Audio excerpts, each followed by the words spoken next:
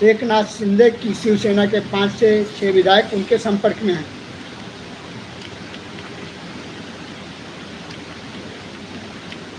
महाराष्ट्र की राजनीति में एक बार फिर सियासी तूफान आने की स्थिति बन रही है। नतीजतन यहाँ एक बार फिर पार्टी में भगदड़ देखने को मिल सकती है। इस बार डामाडोल की ये स्थिति शिंदे गुट के सामने। सूत्र बता रहे हैं कि शिंदे गुट की शिवसेना में अब सब कुछ ठीक नहीं रहा। महाराष्ट्र में एक और सियासी तूफान उठता दिख रहा। यूबीटी सेना का दावा है कि एकनाथ शिंदे की पार्टी शिवसेना में कई विधायक उनके संपर्क में हैं। आपको क्या लगता है कि यूबीटी के संपर्क में कोई विधायक होंगे शिंदे गुट के?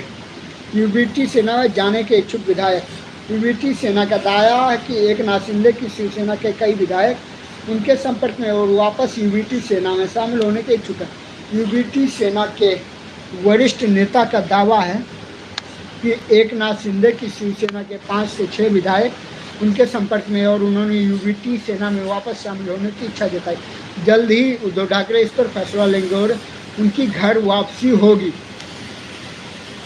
एक दिन पहले एनसीपी की पार्टी शरद पवार की पार्टी ने दावा किया था कि अजित पवार की पार्टी के 15 से अधिक विधायक उनके संपर्क में हैं और उन्होंने वापस शामिल होने की इच्छा जताई थी। हालांकि अजित पवार की पार्टी ने इस दावे को पूरी तरह खंडन किया था। महाराष्ट्र की राजनीति मतलब उथल पुथल।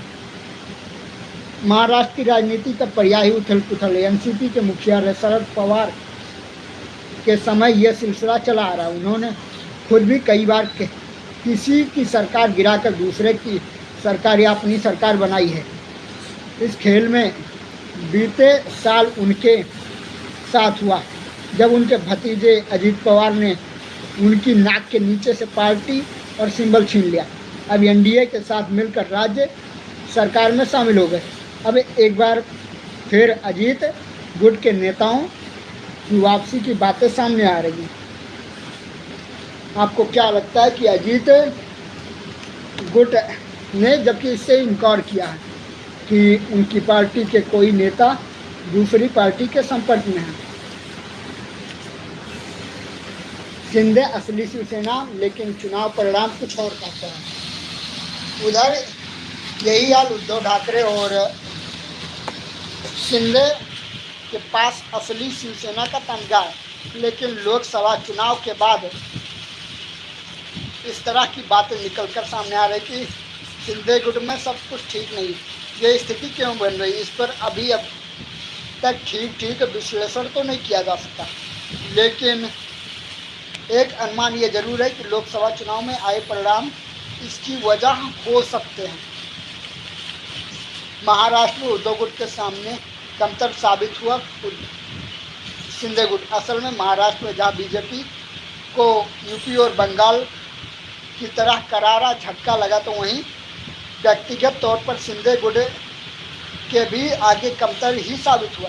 जहाँ शिवसेना गुट को 9 सीटें हासिल हुई, तो वहीं शिंदे गुट को महज 7 सीटों पर सिमटना पड़ गया।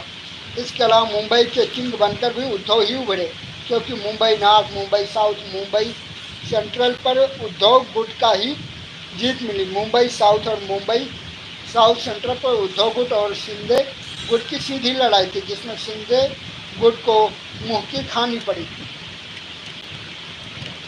असली एनसीपी से जनता के तौबा, कमोबेश यही हाल एनसीपी का है।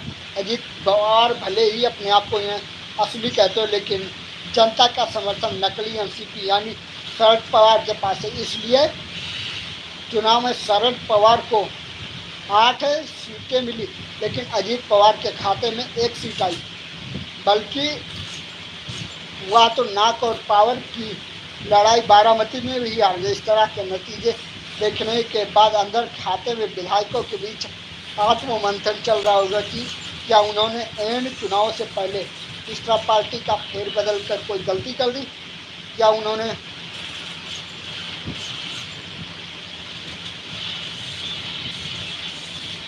मोनिका राठौर सो क्यों ना जावे तू, तो मैं सोने जा रहा है, आप सो जाइए।